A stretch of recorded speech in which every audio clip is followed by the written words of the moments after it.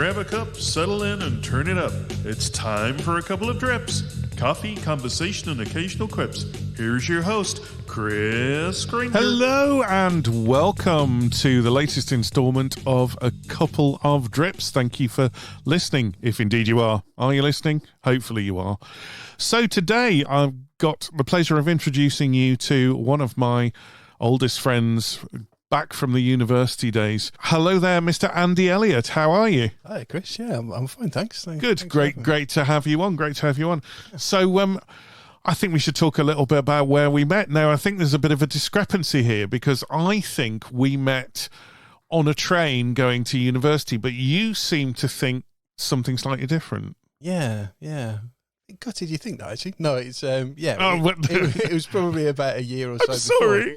Yeah, it was music related. You were working with the band Orange, I seem to remember. Orange, or yeah. Jelly Roll. They became Jelly Roll later on, didn't they? Matthew Biggs. That's it, yeah. And, you were doing the photography and other bits and pieces, I seem to remember. That's right. So I reckon when we met on the train, then we must have already known each other, I think.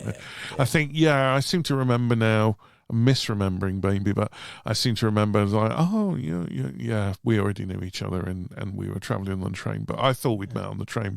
It's all very blurred because it's so long ago. And so many train journeys. So many train journeys ago that it was just, Yeah, it was a long time ago. So, I mean, have you done anything since then? What in the last 25 years? Last 25 years. Where have you been? Yeah. No, so tell people a little bit about yourself, Andy, and why I've got you in. Tell us about what you do. What have you done since you left? Sure. Well, at university, I did graphic design. Nice. Electronic graphics, it was called back then, because they didn't know what else to call it. Electronic graphics. Yeah, I kind of like that. Me too. I put it in. Makes you think like you're building Tron. Yeah, I think that was part of what sold it. I mean, I'm on the alumni thing at Staffs Uni, and it's changed my degree to just say graphics. And it wasn't, though, was it? It was electronic graphics. Let's have it. That annoys me when they rename the degrees after you've done them. Yeah. Media and Cultural Futures was my master's. Oh, and they just call it New Media Technologies, I think it's called now. Yeah. So what did you do with your electronic graphics? Yeah, it was one of those things. I mean, I remember at the time when I finished uni, I thought, right, okay, I need to get a graphic design job somewhere. And I vowed I'd never make another website. I thought I'd had enough of that. That was it. That's not the future at all. Let's make more posters and CD There's no future in the internet. Exactly. You know, I want to be making the thing in HMV. That's what I want to do. Yeah. And but at the time, I was working in a pub and a call centre. So I'd had a particularly bad day at the call centre, and I was in the pub, and I saw a guy I knew had a graphic design business. So I made a beeline for him. Nice. And I said, "Hi, I know I've served you beer for 4 years, but I've just graduated in graphic design, and I'm just after a bit of career advice. Could you help me?" And nice. Yeah, it was subtle. And so I went to work there for a week. So I did a week doing the bar, the call centre, and the graphic design job. Very nice. Yeah, I don't know how I don't know how I didn't sleep on the job, to be honest. It was intense. But after that, he said, I love your work. Can you come work for me? Oh, brilliant. And you worked there for quite a while, didn't you? Yeah, I was there for 6.5 years. Brilliant. Yeah, and I still do things with him now. Yeah. Oh, that's great. So, that's really good. Yeah. But you've got your own business now, I believe. I do. Branded Pixels, yeah. Very nice. Good name. Thank you. So tell us a little bit about the kind of work you do and some of the clients that you've got. Sure. It's quite varied. It's very hard to sort of come up with the elevator pitch, so I tend to go off topic a little bit. But basically, I do. This whole podcast should be called "We Go Off Topic Quite a Bit." Well, there's always room for another tagline. Absolutely, yeah. But it's I basically make websites and apps, and I help out other design companies if they haven't got a certain skill set or they need a consultant. I can do that. I end up working under NDA, so I can't always say what I do. Sure. But it's great. It's nice and varied, as opposed to working somewhere and just being the designer working for a specific product all the time. It's different every day. Yeah, that sounds fun. So, can you mention? So, I mean, you've got some NDAs, but can you name drop a couple of clients? I designed and programmed a touchscreen system for 5-star suites in a hotel. Oh, very nice. Which is very nice. Cool. I got to see the place being built. So, you got to Lovely. go in, and there's just like a 5-star room mocked up in the middle of just chaos with people building around you. Lovely. And once it was all signed off, they tore down the room and then built it upstairs. So Oh well, very nice. that was really cool. That Very was nice. to see. Yeah, might come back to that in a little bit actually, and do that. But before it goes cold, shall we do the coffee? Let's do the Let's do the coffee. Okay. All together now. 1, 2, 3, 4. Coffee time, it's coffee time. It doesn't matter if it's your place or mine. Coffee they call the wine of Mary. Brews of mine is better than tea.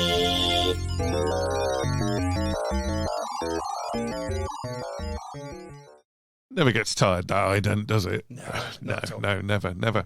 So, let's have a slurp. Yeah. Mm. Sorry, I didn't do the slip. You've got to get the air in. Hang on, You've got to, fine. yeah. Go on, have a slurp, Andy. Beautiful. Is that good? Does that work? That looked great on levels. Yeah. Oh, fantastic. Yeah, That's fantastic. cool. So, what are we drinking, Andy? We are drinking El Sapote Ooh. from Packed Coffee, the mid-level subscription, I believe. Yes, the mid-tier. Yeah, Mid-tier, sorry. mid-tier. That's quite all right. So, where's it from? Honduras. And apparently we have hints of blackcurrant and orange. Did Are you get getting that? that? In your slurp? I think I'm getting More the blackcurrant. orange. More. Yeah. I was going to say I'm getting some fruitiness. I can't tell whether it's blackcurrant or orange, but it's more on the aftertaste, I think. Yeah, I think that's where I'm getting the blackcurrant from, to be honest. Mm. Yeah. Yeah. Oh, no, then top marks, like it. That's rather nice. I mean, I keep mentioning Pact. They still haven't sent me any free stuff, guys. But one of these days it might happen. You never know. But that's very drinkable.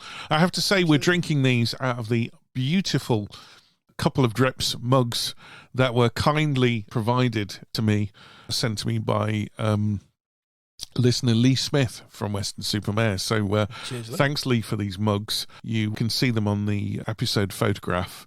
Me and Andy resplendent with them. If anyone wants any, I can order some. Just drop me an email. I can get some more done. But thanks, Lee Smith, for the fabulous mugs. Cheers, Andy. Cheers. Hey. So what's your favourite coffee, Andy? What do you normally drink? Do I get minus points if I say the coffee bags by Taylor's Harrogate? No, that's okay. Taylor's. Yeah. Oh, nice. Very, very cool. Recent convert. I like them a lot. Very cool. There's an interesting thing about that because obviously their ad campaign quite recently has been going as if coffee bags are new things, but Lions were making them years ago. See, I didn't know. Yeah, Lions they did them for years and then you couldn't get them, but they were massive, like huge, much bigger than a tea bag kind of thing. But then Taylor's started doing these recently. They're quite good. Do you have a particular one that you favour? I didn't know there was more than one. There's a couple of different varieties. That's all right.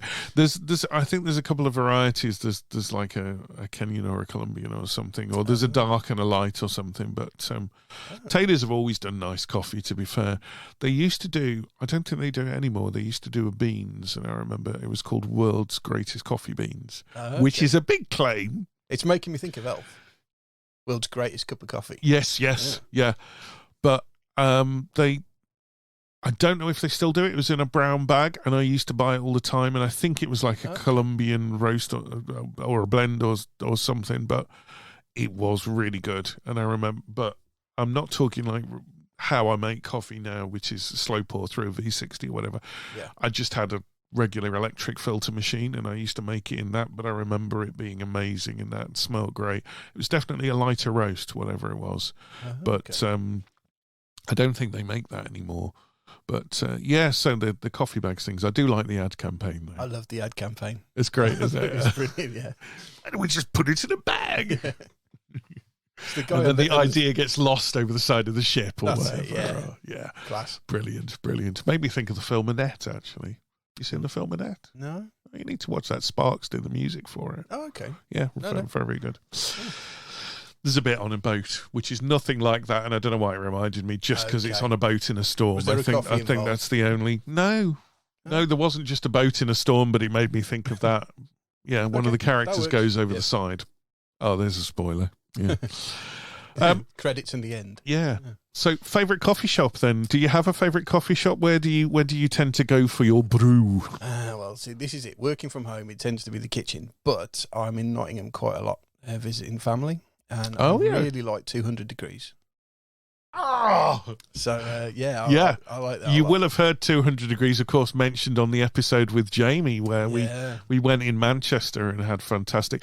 And I had their Christmas coffee, which was called the Roast of Christmas Past. Oh, I do like a pun. That works. I love a pun. That was an amazing. That was mine and Jamie's coffee highlight of last year. Was that coffee, and I bought the last bag they'd got in the shop. Yeah, I love 200 Degrees. It's a great. I should contact them. Definitely, actually, they had some. They did around Christmas. They did a Christmas box, which was 3, and the Roast of Christmas Past was one of the coffees that was in there.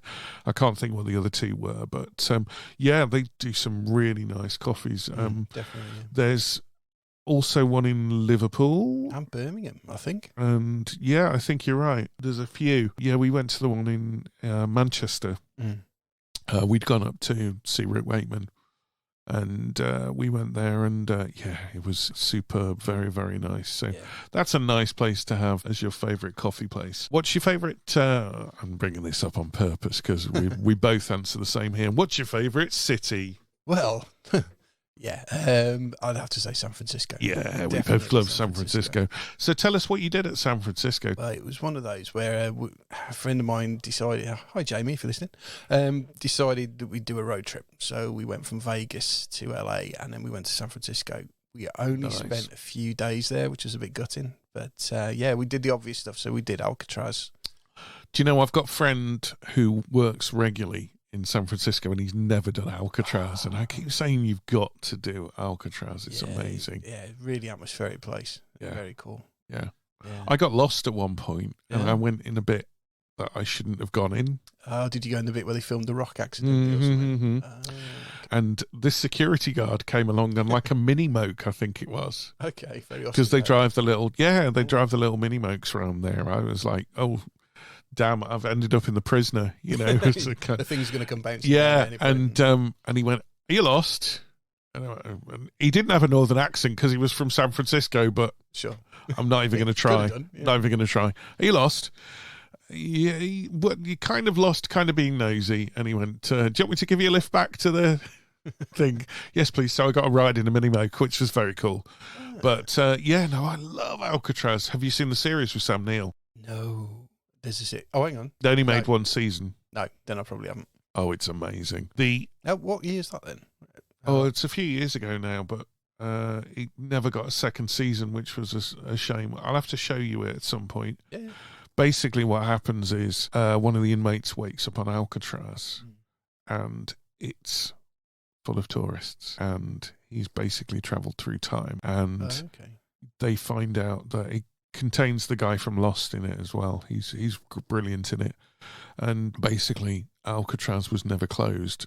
And one night, 2 security guards went onto the island, one of whom was a young Sam Neill, right, and it was deserted. Everyone had disappeared.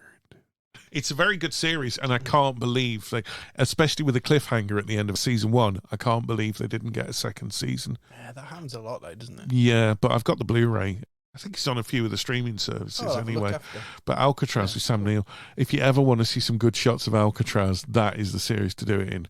Although I will say, spoiler, that the indoor scenes are a soundstage. They're not actually really Alcatraz. They do some shots in Alcatraz, but then obviously because they have to have it for the 50 shots, they have to have it looking pristine and brand new. Yeah. They rebuilt Alcatraz on a soundstage basically for it. But it's a great series, and I can't believe, especially having Sam Neill in it. Yeah, I can't believe they didn't get a second season. You know, I hope one of the streaming services will pick it up at some point. Anything else you did there that was remarkable? I know you said there was one thing you didn't do that you wanted to do. Oh, yeah. And it was one of the first things. As soon as we decided on the plan for the trip, we were like, yeah, cool, right, okay, we're going to go over here. And there's an old-style American fire engine. And nice. They've got it rigged for tourists, so you can go over the Golden Gate Bridge and back, ringing the bell. That's amazing. Like, yes, we are doing that. And as soon as we got there, I think I saw the sign, like, yeah, cool, all right, we'll go there tomorrow. And we never went back. back. Oh, what a I shame. know. And I remember waiting at the streetcar to turn around, and I just remember looking around me and thinking, wow, I can't believe I've never been to America before. It's not going to be long and I'll be back. Yeah. 18 years ago, man. Oh, man, you've got to go back. Yeah.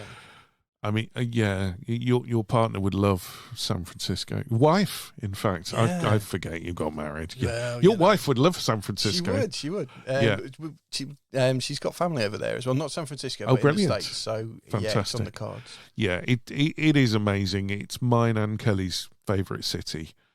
We've not been together, but we've been separately. When Kelly went a couple of times when she used to work on the cruise ships and that, and it's just there's something about it. I don't know what it is. It has a different vibe to it, isn't it? It's such a laid back vibe, you know. I mean, I've got on my desk here a dude. The dude's from there, you know, El Duderino, if you're into that whole brevity thing. And, you know, there's just something about it. Well, I've been to New York as well, and New York's very tense, I want to say. Everyone's kind of in a rush, and San Francisco is the antithesis of that. Everyone is laid back and chilled and just like, what can I do for you, man? You know, and so and I stayed in a little place called Mill Valley, which is where a lot of the Hollywood people who are tired of living in LA move to. I thought that was Santa Barbara. Well, that as well, but it's quite an expensive place to live. But I stay there sometimes, and it's just like little heaven on earth.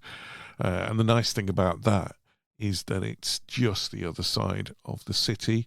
So I quite often got to walk across the Golden Gate Bridge to go into the city. Well, that's a shame. Which is, these it's hardships. awful, terrible things that you have to endure. But, you know, you put up with these things. So, brilliant. I actually, because I was kind of there on business a couple of times, there's some of the obvious touristy things that I haven't done. I have done Alcatraz, and I've done quite a bit of walking around the city. But, like, I haven't been up some of the high buildings that you should go on. I haven't been on the streetcar, and I wanted to go on the streetcar, and I haven't done that. And I haven't been on the train thing up. Angel's Flight. The streetcar was cool, but we were sat on the inside facing each other, so you were just basically looking at someone's butt. Which kind of took a little bit of the shine off it, but it was great to say, oh, yeah, you know, I've been on one of them. That was really cool. It's something I'd like to do. I've got the streetcar fridge magnets next door, but I've not actually been on the streetcar, which I'm told is a big thing. But I did have a fantastic seafood at the restaurant in the bay where all the stars go. And it's just got black and white photographs of Michael Caine and Bob Hoskins and Jane Fonda and Robert Redford, you name it. They're Al Pacino. They're all there eating their seafood. And but it's so long ago that I went for that first trip that I took a photo of my octopus entree, and the waiter thought that was weird. He said, "Are you photographing your food?" It's like everyone does it now, but it was so long ago that he was like, "Are you photographing your food?" It was the tripod and the huge camera. That gave he thought there was something wrong with the food or whatever, and I'm like, I'm just making people back home jealous, you know. But he thought that was odd, but that's just the norm now, isn't it? You know, look at me, I'm having a wonderful life. Yeah, fantastic. Mad. The things we do, eh? I mean, the other thing we did in the States, I kind of dragged everyone else along to, was, I mean, as you know, I'm a big fan of Apple stuff, and I had Macs when they were doomed. I decided I needed to get an Apple T-shirt, and you could only get them from the headquarters. The mothership. Infinite Loop. So, nice. We kind of had to make a detour there, and it was after we'd been out in Santa Barbara the night before. Nice. A few of the lads were a little bit hungover, and I was like, no, enough of this. In the car, we've got to go. It shuts at 5 o'clock, and I need a T-shirt. Yeah, absolutely. So I got up there, and there's a great, you know, went in there and spent a fortune on T-shirts and all that sort of stuff. You literally went there and got the T-shirt. I did, and the mug. Oh, you got a mug as well? Well, you know, you got to make it worth the effort. Yeah, absolutely. But then I wondered why the guy behind the counter was looking at me weird, and then it was only when I looked back at the photos of me outside, I realised I had my Feeder T-shirt on, and I don't think they were as well known in the States as they are now. So he just thought you'd got this. Yeah. Well, yeah, I think it's more that until he saw the tour dates, things did become apparent. Yeah, I've seen those documentaries on feeders. Yeah. Well, it's one of those where the band used to say, now remember, it's feederweb.com. Brilliant. Yeah. Climb to fame, climb to fame. It's your chance to drop a name. Trying to outdo each other's kind of lame. One-upmanship is the only aim. Claim to fame, claim to fame, claim to fame, claim to fame. Thank you very much. We were talking in pre-show notes that you had a couple of claims to fame, but I didn't let you tell me what they were because I wanted to hear them fresh on air. So, so what have you got for me? Well, yeah, I mean, it was one of those. I ended up on the Oz and James Drink to Britain about 13 years ago. Brilliant. Yeah, but it was more how it happened because Vicky, my girlfriend at the time, now my wife, we were in Dublin. And we were doing what you do in Dublin. We've been out, we'd had a few beers, trying out the gears. Love Dublin, great city. Yeah, and not as good as San Francisco, but still pretty good. Closer and cheaper to get, slightly cheaper to get. Slightly cheap, yeah, not so cheap to stay in though. No. So we'd been out and we tried the Shandons out. We'd had a couple of Guinness, and we thought, you know what, could do? We're going back to the hotel, just having a little bit of a siesta, call it 5, and then we'll go back out. Yeah, absolutely. And as we were walking back to the hotel on the corner, we saw this crowd, and we were like, oh, what's going on here? And so you kind of noticed a few security-looking guys. You know, the ones in the badly fitting jackets. I know the ones, and the earpiece, yeah. Okay. And all of a sudden, it's like, that's James May. And yeah, Oz and James were stood outside the Oliver St. John Go-Tea pub. Nice. And yeah, so we're like, okay, well, let's watch a little bit, see what happens. So we found the doorway, and we sort of leaning against it and all that, and watched them not really do a lot. And we thought, okay, that's cool. Back to the hotel, and then back out and have a pizza or something. Lovely. So fast forward a fair few months, and it was my birthday, and I was out down the pub. I don't live in a pub, you know. It's just the stories tend to revolve. He lives around. in a pub. Yeah. So my mum rang me up and went, "You're not going to believe this. I know it's your birthday, but happy birthday! You've just been on BBC One." Brilliant. Really? He said, "Yeah, you and Vicky have just been on this." He said, "You can tell it's you. It holds on you for like a couple of seconds and then goes away." I'm like, "Oh dear." So yeah, if you find the Dublin episode, there I am. I look very composed, considering I'd had a fair few pints of Guinness. Nice one. Yeah. That's very good. We were talking about projects you've done and things that you've done. Yeah. And you mentioned that 5-star leisure development connected to an arena. Yeah. Can you tell us a little bit more about what the job was actually, what you actually had to do, what you actually had to make?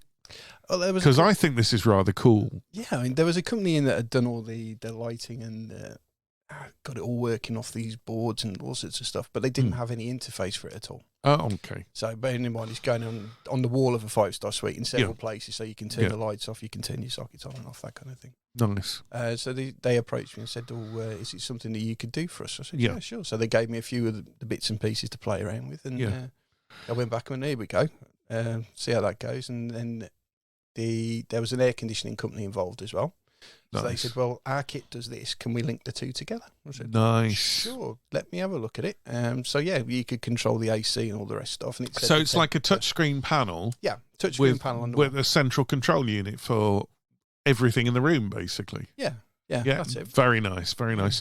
So you designed how it looked, but obviously you programmed it as well. You programmed it as well, so you're not just a graphic designer. No. It's terrible having a little title, trying to work out. Trying to work a title that covers everything. So you do all the coding and everything for that as well. So I've seen those; they're very nice. Designer and developer, I think they call it these days. Yeah. So the rooms, I mean, we won't mention the arena that they're in, these rooms, but they are penthouse suites, aren't they? I mean, basically, if a star is performing at the arena, they can stay in these. I believe so. Yeah, the suites. Yeah. I know that Elton John and Madonna, to name but a couple, have used those rooms. That's nice. Very, very nice. Gorgeous rooms, I have to say. What's the cost of staying in these luxury suites per night. A lot more than I made on the job, probably. But, We're honestly talking don't a know. couple of grand, aren't we, yeah, for these suites? I looked at them and thought, wow, Yeah. make the most of it because you're not coming back here. Although I would imagine if you're performing at the arena, they probably chuck one in for free. I think so, and I think as part of the casino, I think if you're a high roller, you're up. Oh yes, of course, So, That's yeah. what. Yeah, I bet. Actually, there's not an awful lot of people who pay to stay in them. I bet No. the people who are staying in them are either spending a lot of money in the casino or performing at the arena. In which case, Yeah. you're not going to charge someone for a room when they've pulled in $50,000. It's No. probably more than that now. I don't know how much it is.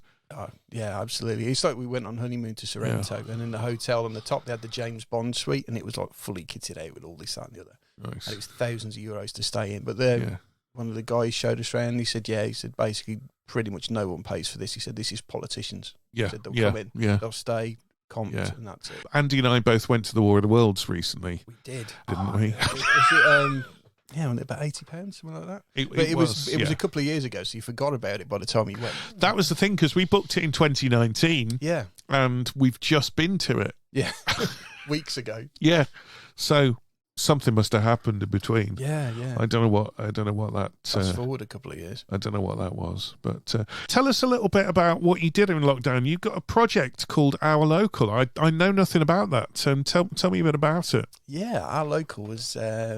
It actually goes back to the first guy that hired me, Russ, from Russ James Design. We still bounce ideas off each other, and I consult on things for them. Yeah. He came to me just as lockdown started, really, and he said, "Okay, is there anything we could do where we could get small businesses up and running, selling online cheaply, quickly, just to kind of help them out?" Because he's at the time where you couldn't go into What shops. a nice sentiment. Yeah. And it was one of those. I said, "Well, okay, like I used to do when I worked for him, I said, give me 10 minutes, I'll phone you back, I'll have a think." So, walk the dog and, right, okay, I've worked out a plan, I know how we can do this. And yeah, so we put it together, and then we met up with Darren Nelson, who had sold Carnell a while ago. Right. And he's got a venture capital group now called DKN. And he was very excited. He said, "I think this is really cool." He said, "He was obviously, Nice. we're just trying to help out businesses that can't get online." There were only things like the likes of, all your big delivery companies, but you have to be a certain scale and a certain place to get on there. And, Sure.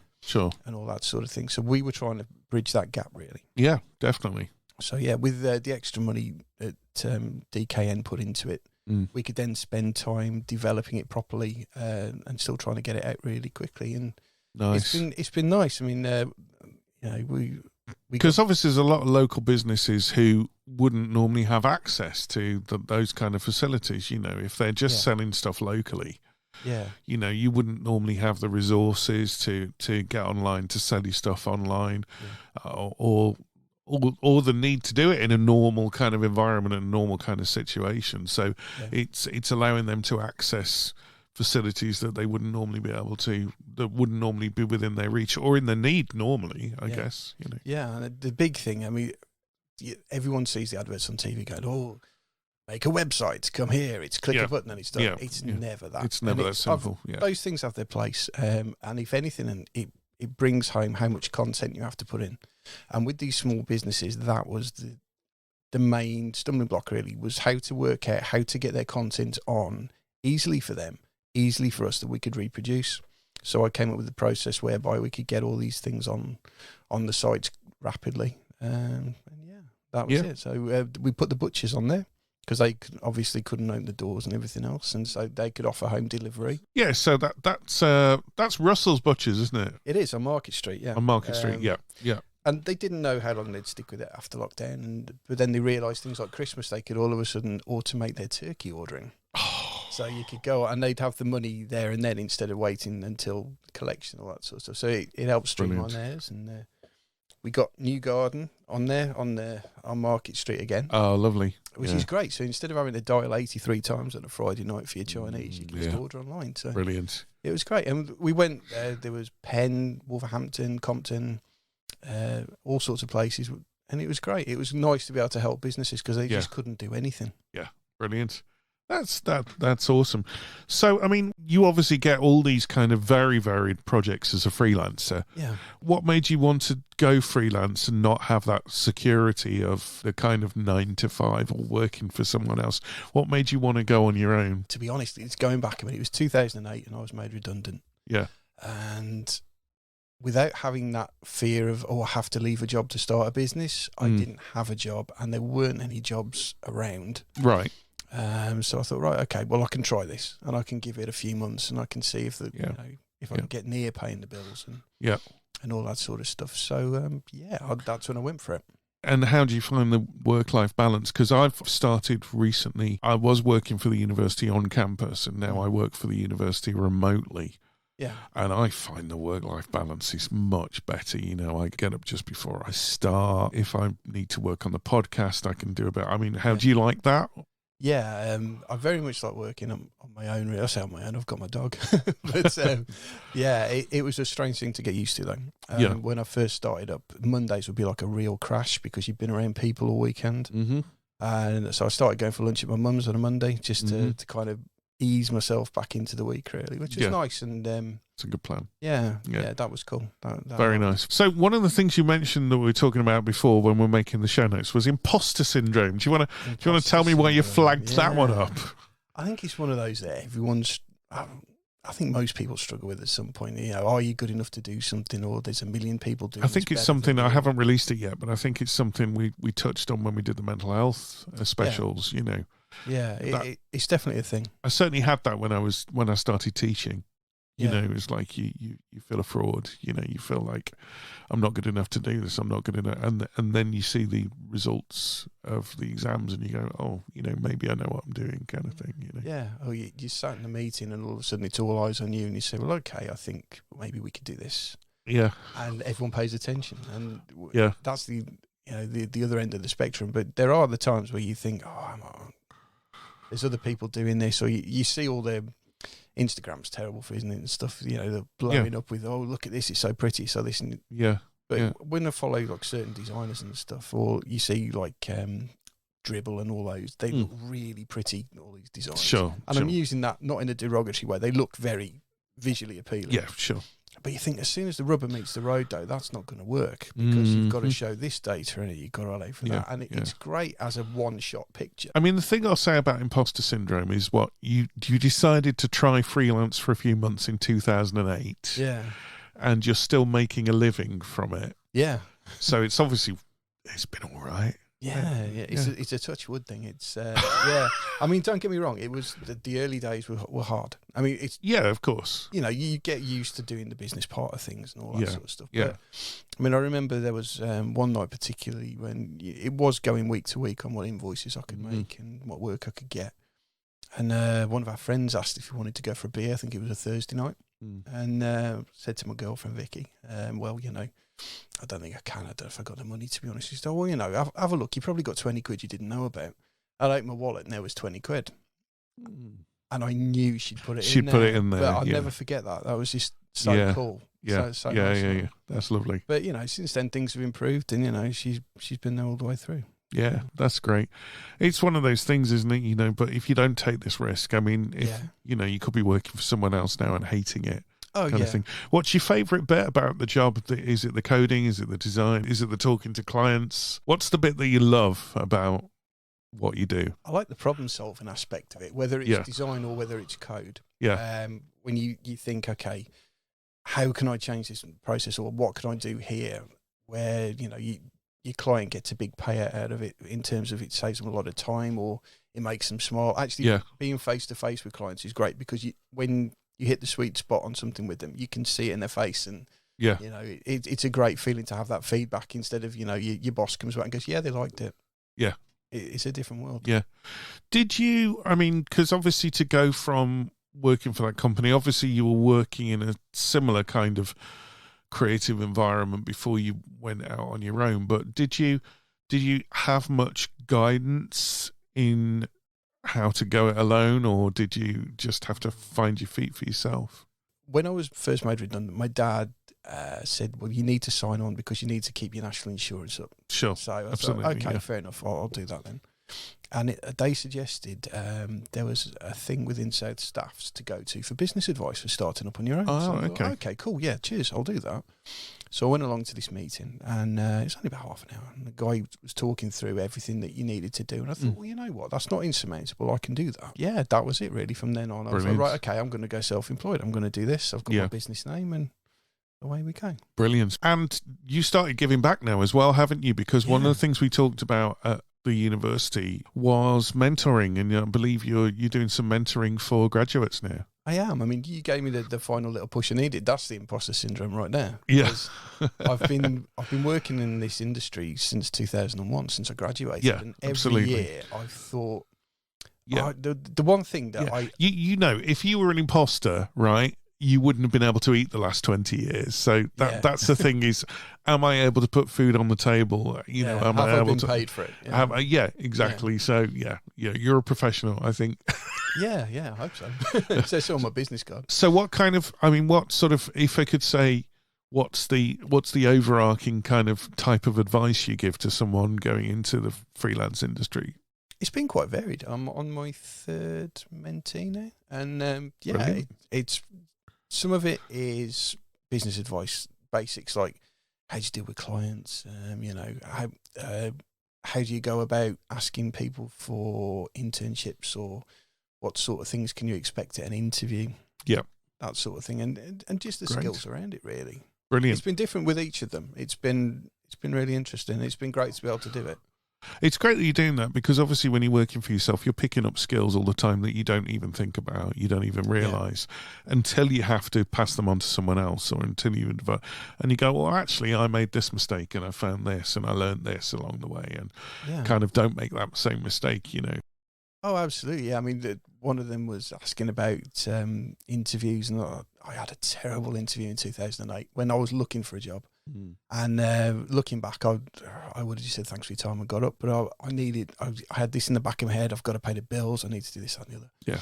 But looking back, that was a great experience, because it's a learning experience, isn't it? Yeah. And I could pass that on to them, and that was nice. Brilliant. That's a nice one. And like you said, before I started doing it, you said you'll be surprised how much you get out of this experience. I thought, well, I've always wanted to go back, and because when I was a student, one of the things that stuck out was we had a visiting professional come out. Yeah. And one of the greatest things was we all had to put our work on the floor. And she said, okay, brilliant. How much would you charge someone for that? And I went, oh. And bearing in mind, we're about to graduate. Yeah. But we've never been asked that. She went, this is going to come very quickly. She said, just remember, pick a figure. If they laugh, they'll walk off. They'll probably come back. So just bear in mind. Yeah. But I always wanted to go back and give back, but you saying that, you'll get more out of it, I definitely do. I think it's great. I really enjoy it. You do. And the other thing is that when you're explaining something to someone else, you start thinking about it yourself in a different way. Yeah, definitely. And it does help. It is a two-way thing. Teaching or mentoring is definitely a two-way thing, because it forces you to think about things and delivering things in a way you hadn't thought of. Yeah. And then the next time you do something, you perhaps approach it slightly differently because of the way that you've had to think about it to explain it to someone else. Have you thought about doing a teaching qualification? Do you want to go down that rabbit hole? I got to be honest, it's one of those things that my mum was a teacher. She was a primary school teacher for many, many years. And I think I looked at the amount of work she used to bring home, and I thought, you know what? I don't think that's for me. And then I've gone into a job where I'm constantly sat there on my phone thinking, oh, well, this will solve that tomorrow, this will do that. Yeah. So I do all the work out of it anyway. But yeah, it's crossed my mind a few times that it's something I'd like to maybe look at. Yeah. It's nice to see people progress and to be able to help, I think. It is, and I think it's nice to give something back as well, when you kind of, the pitfalls yourself, you've been there and done that, and you can kind of help other people and encourage other people with that. Yeah, I mean, I feel more connected to the university now than I did when I was a student, oddly enough. It's a strange feeling. It's weird, isn't it? Yeah. Being the professional. And yet we had such a great time at university, didn't we? We did. And the student there was a great group of people, student union. Well, it looked like a gothic version of Friends, didn't it, at the time? It was like a Gothic Central Yeah, Perk. it was kind of weird because it's all very different now, but the canteen was above where the Union is now. Yeah, that rings a bell. Canteen was upstairs there, and we spent a lot of time in there. Yeah, spent a lot of time downstairs as well. I'm not gonna Yeah, lie. we did. I can remember some of it. Yeah, well, it was a while ago. I was based in the Flaxman in the film building. You were, but were you in Mellor? Yeah. See, I would have said Henrion, but I'm not sure. Was it the big tall one, Nope. or was it Henrion? So yeah. Phew, Yeah. You had me worried then. Yeah. I had to dig out my student number the other day. That took a while. to Really? find. Yeah. When I was doing the mentoring, moved on to a new platform, and it wanted my student ID. And Really? Wow. Luckily, I've just started shredding all of that stuff, so I can put my hand on one thing that had the number, and that was it. I think I would have to go into the family loft and probably dig out some of my old assignments that were printed on paper and handed in with a covering sheet. Oh. Remember those? Yeah, remember that well. Yeah, it's all Turnitin now, and it's all done through Blackboard now. Which have you seen Blackboard? It's the online platform that the university uses. It's quite interesting. It's difficult to get on as one of the mentors. It's difficult for me to get on because I support people with loads of different courses that have to be enrolled on every single module kind of thing. But it's quite a good platform. They can put all the course notes on there. They can put assignment briefs and stuff, and then students can submit through the platform as well. So it's quite kind of like the stuff that I developed for the university back in the early millennium. Was that with good old FileMaker? I seem to remember you FileMaker saying. Pro. FileMaker Pro, yeah. Plugging into it. But that was a time that could never be repeated because we had our own media server in our office. IT would never let you get away with that now. Well, now you could just sneak a little Raspberry Pi and tape it under the desk. Mind you, you'd probably get in trouble for that. Yeah, you probably would. But Yeah. in theory... You're listening to A Couple of Drips. Why? Why would you do that? Are you okay? Oh well, you're here now. As you were.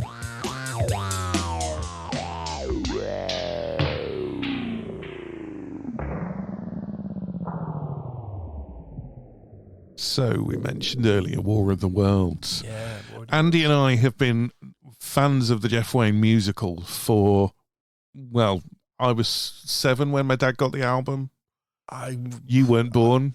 Yeah, there was that. I was probably a little bit younger than that when the tape appeared at home. Yeah. I think it's the only album I've owned on every conceivable format. I had it on vinyl. Well, my dad had it on vinyl. He hasn't got it anymore. I wonder where that went. I've got it. Yeah, I've got 2 copies actually. My dad had it on vinyl. Then I got it on cassette later on. Then I got it on CD, and then I got it on mini disc as well. I don't have the mini disc anymore. But great musical. How did you discover it? Was it through your dad? Oh, it's through my dad, yeah. You and your dad have got quite similar tastes, I think, in things like music, photography. Yeah, definitely. But yeah, I think he'd copied it off a friend. But he had it on.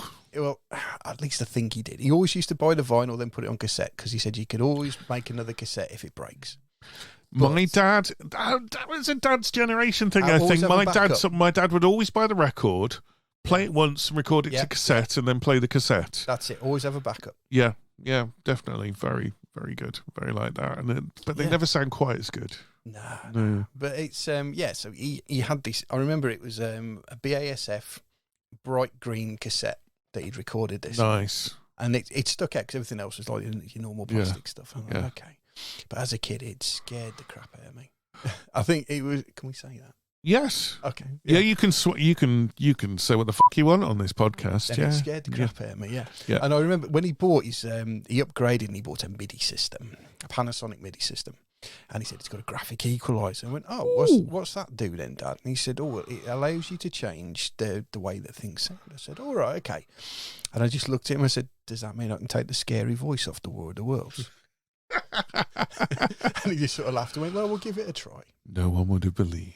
No one would have believed. Yeah. So that was my first introduction to it. Yeah, definitely. Brilliant. I remember it was Christmas 1977, 78, and my dad got it on, probably would have been 78. I would have been about 7. and my dad got it off my mum for Christmas. And my dad said, "You need to listen to this because it's great." And so that got me into music, really, but then also got me into science fiction. Yeah. And from that, me and my dad then used to sit and watch on a Monday night on BBC Two. They used to have science fiction classics, so they had like Silent Running Colossus, the Forbin Project, and Dark Star, and things like that, and The Thing, and all sorts of stuff. So we used to sit and watch that. So my dad got me into that, and then I think the next Christmas he got ELO's Discovery. So that was my music taste forever set in stone, kind of thing. You know, that was kind of where it was going to go. But yeah, War of the Worlds is one thing that's been there forever. I believe you've been to the immersive experience. I've not been yet. What was it like? Oh, it was immense. It was my wife arranged this mega weekend in London for my 40th. And you're never 40. You're still 18. Yeah, sure. That's cool. We'll go with that. Yeah, so she said, okay, well, we're going to go down here. We're going to go do this, that, the other. But we're also going to go and do the immersive experience. Oh, fantastic. Great. Awesome. Yeah, and she said, and after that, we're going to go to Gino Di Campo's restaurant. And yeah, great, brilliant. Right, okay. Fantastic. So we get down to the War of the Worlds, which is near the Lloyd's building, I seem to remember. And you go in this beautiful steampunk bar, and there's like a fighting machine and all that sort of stuff. Nice. So we went. Just to interrupt you there, because you said steampunk. Yeah. Did you go and see it at the Dominion Theatre when it was on at the theatre? Wasn't it good? It was cool. And the whole theatre was done up steampunk. Sorry, continue. If you like that, you'll like this. Well, love it. Yeah, so we went on the preview because it wasn't fully open, but it was reduced price. But obviously, certain things wouldn't always work exactly as they planned. They're working out the bugs. Sure. I'm always up for beta testing, so that was absolutely fine. So we went in, and obviously some of it is actors. I don't want to spoil it. So some of it is actors. Yeah. But it's set after the invasion, so it's set after the arc. So you've got posters on the wall going, "This is how we benefit from Martian technology. This is how we do this," and that's the link to why you're wearing the VR in certain places. Say this is adapted Martian technology called Toppies. And Toppy's on, and then follow us through this door. And this doesn't really spoil anything because it's like the first few minutes. And you walk out into a glorious Middle England setting. We've got water and everything else. And you turn around and you can see everyone else you're with. You're all represented as a different Victorian character. And it's even tracks your arms. Oh, fantastic. And then you see a fighting machine walking along and you're like, bloody hell. This is the coolest thing I've ever seen. And then lots of other things happened, and we came out after, and then they were asking us for feedback. I said, "Oh, maybe this here, this, that, and the other." And when there's one sequence where my VR had frozen, so terribly sorry. Here's another voucher for drinking the Red Weed Bar, which is your halfway point. Lovely, very cool. Lots of ambient noise going on. Oh, lovely. Yeah, and so we came out after, and we stood having a drink at the bar, and Vicky just nudged me and said, "Oh, Jeff Wayne over there." Nah. I looked over and went, bloody Jeff Wayne over there. Oh, do I need to play the? I'm not playing it again. No, it's not quite that. Yeah. So we were talking to the manager at the time, and he said, "Oh yeah, he's in quite a lot at the moment because obviously we're still signing off." Yeah. I said, "Do you think he'd mind if I said hello? Obviously once he's finished." He said, "Once he's finished, yeah, not a problem, not a problem." Yeah, so he was sat with Anne-Marie as well, and I thought, okay, hi, lovely to meet you. And so I had a quick photo. Didn't want to impose too much and all that sort of stuff. Yeah. And then I got talking to another guy in a T-shirt because everyone else is in the standard stuff, but I'd worn the tour T-shirt, and a few of the other guys had. So we all sort of gravitated together. And his headset had broken at the same point. Yeah. So the manager came over and said, "If you'd like to come and do this segment again, we can sneak in with another tour." Nice. Which was kind of funny because they then thought we were a plant. So he's like, "Oh, are we? Aren't we?" But then we did that section. That was really cool. Glad I got to see it. And we came back out to the bar, and Vicky's just grinning at me and she said, "Was that good?" I said, "Oh, it was great. Yeah. I see what you mean there. That was great." She goes, "I spent 10 minutes talking to Jeff Wayne." And she gets out her phone, and there's all these selfies of her and Jeff. Oh, nice, brilliant. So that's her claim to fame. Definitely, she had proper good time talking to Jeff. But yeah, we'll play the ident for you there, Vicky. So. Yeah. But yeah, it's immense. It's well worth going. I need to do it because obviously I've been to the Arena Tour, I was trying to figure out if it's 4 or 5 times. I need to count the programs. It's at least 4. I've been to all of them. I was counting the other day. I've seen them all. You've done more than me. You've done a couple more than me. Yeah. I know that. Because there was a couple that I missed in between. When they first did the transition over to Liam Neeson. The next generation, wasn't it? Yeah. The new generation. I always get it wrong. The new generation, yeah. I actually, I went a bit mad at the merchandise stand at the last one. Oh, yeah. Yeah, I bought playing cards and I bought the CD because I hadn't got the CD of the Liam Neeson version. Oh, right, sure. Tote bag. The tote bag's in the kitchen. I'll show you that later. Yeah. I went a bit mad. Well, these things happen. Went a bit mad. Spent about 70 quid on merch, yeah. Well, you know. Plus the programme, so about 85 altogether. Yeah. Programme seems to be consistent, though, about like 15 quid. They're about 15 quid, but they're good programmes. They are. Aren't they? They're really nice. good. They've got loads of fan folds. I haven't done it yet. I haven't done the augmented reality yet. You've got to do it. Yeah, I found the code. I have found the code on the cover. Yes. So that's a start. Right. You Before I leave, I need to see the look in your face. All right, then. The coolest thing ever. I will do that. I will do that. That's very cool. Yeah. But yeah, I love it. And as I say, I went to see Kelly bought us tickets when we just started seeing each other, actually. So that was a major girlfriend brownie points winner. Yeah. Was she got us tickets for the Dominion Theatre for that. We went in press preview week, actually. Oh. And they were having teething problems as well. They when they did Forever Autumn, the girl was dancing at the start and the leaves didn't come down and she was doing it, and so she's dancing there and supposedly dancing in the leaves and there are no leaves kind of thing. But I can't remember. We were going to London anyway. We were going to watch another show, but something happened and we couldn't do that, which is why we did that on the backflip. We're like, oh, well, we'll go and do War of the Worlds then. Yeah. Can't for life of me remember what the other thing was. But hey, you know. Hey, yeah. Well, there you go. To see. It's like completed. Brilliant. I've done a lot. So. That's great. Yeah. So finally, Andy, one of the things that I think has been missing from the show for some time, and I think we need to bring back, and I think actually at some point I'm going to have to design a cheesy ident for it. But pencil boxes, Andy. See, I think there's a middle ground to be had here. Yeah. The first time you did here we go. Here we go. You're missing a trick, man. Go on. I can appreciate, and I've heard the comments on the previous episodes, but yeah. I think there's that middle ground that necks do quite well. I'm sure other ones are available. Oh, the hug fitting sort of hybrid pant boxer type things. Don't ever go for the hipsters, though. What are they called? I don't know. They're like A-frame something or other. Yeah. Because if you get the hipsters, they're missing the Vital A, and you need the Vital A when you need to go. The support. No. Oh no, the access. The access. Yeah. A for access, Chris. The button at the front. Yeah. The person who wears that obviously just wears tracksuits. Yes. Yeah. Because if you got jeans, you're buggered. No, it's just not happening. Yeah. But that way you get the support and, kind of cool. Yeah. Got some with dinosaurs on. So you prefer the access hole or the little button? Access hole. Yeah. That sounds really wrong. That's the little button is... fiddly after a fiddly. Yeah. Especially if you've had a few beers and you're standing there and you're in a rush. And you can't... for access? Yeah. A for access. Yeah, no, definitely. Yeah. I heard a story about some pants that were recalled because they put the access thing in the wrong place. Really? I don't know where I heard that. I'm sure you can sell those sort of things on the fetish site. Yeah, definitely. Specialist site. Yeah. Put some on the other day. Don't mind telling this one on the air. Couldn't get the button undone. Upon closer inspection, I had put them on inside out. The button was on the inside. I had got dressed in a hurry, and clearly when I'd taken the washing off the thing, I'd inadvertently flicked them inside out before I rolled them into my neat rolls to be put in the drawer, because I always roll your pants. Oh, I don't know. It seems like a lot of effort. It is a lot of effort. Yeah. Kelly loves it when I go, can you roll my pants for me when you're putting that washing away? Oh, she loves it. Yeah. She lives for that. I tell you. See, I compare the socks, but rolling the pants is that's one too far. Pair the socks and roll the pants. Yeah. Okay. Yeah. And you roll my t-shirts as well so you can fit more in the drawer. That is a ball ache. Yeah. I bought one of those things that, where he does the flip-flop and... The Sheldon thing. The Sheldon thing. Yeah, I want one of those. Yeah, I've used it 3 times. It's great. I really need to. Yeah, right, you'll have to let me know where you got that from. Andy, it's been an absolute pleasure to have you on. I hope you've enjoyed being on.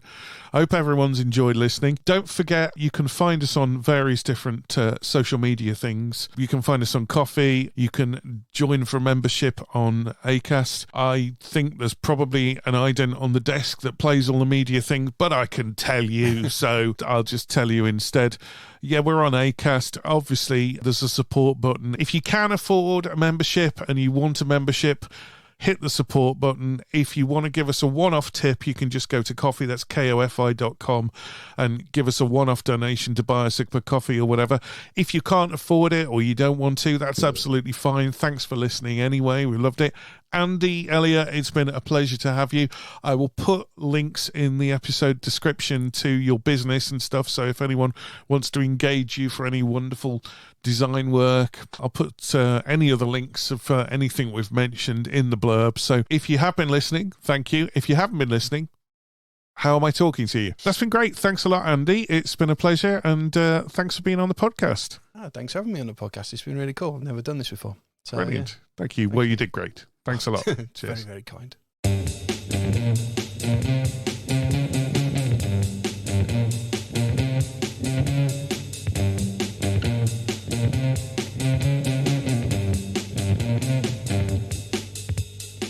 You've been listening to A Couple of Drips. The show was conceived and presented by Chris Granger and is a Cup the Mic production.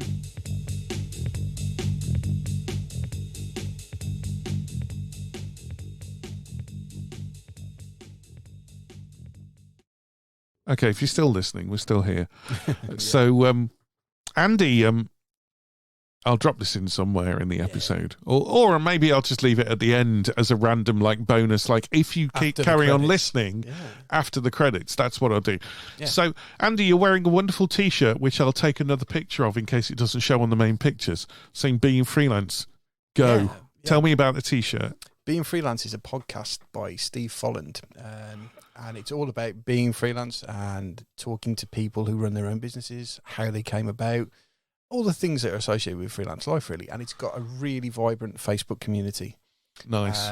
Yeah, and I bought the T-shirt on a whim the other day. He'd only just announced them, and I was like, you know what? Yeah, I like the whole idea of it is that it's a community. It's not competitive. Yeah. We all support each other. And I love it. It's the freelance life. Are you going to be on that podcast? I doubt it. I'd love to be. Hey, Steve, why not? Well, but, if you're listening, Steve, this was his audition. Please so get him on your podcast. Get him on your podcast. No, it's a great thing to be part of. It's really cool. You can ask anything. So if you don't know how to do your accounts, if you don't know how to invoice, if you're struggling with imposter syndrome, jump on there. And there's so many people out there, and everyone's got their story, but it's all, it's all supportive, and there's suggestions, and it's really, really vibrant all through the day, because obviously we all work for ourselves. So it's, sure. When you need that vital break, instead of, walking off or, doing whatever, you can just log on and have a quick look and go, oh, I can answer that question. Or, brilliant. Or they're struggling the same as me. It's nice to know I'm not alone. I'll put a link to his podcast in the blurb. Definitely. Because that sounds definitely worth a listen. I'll certainly have a listen myself. Yeah, he's been going for quite a while.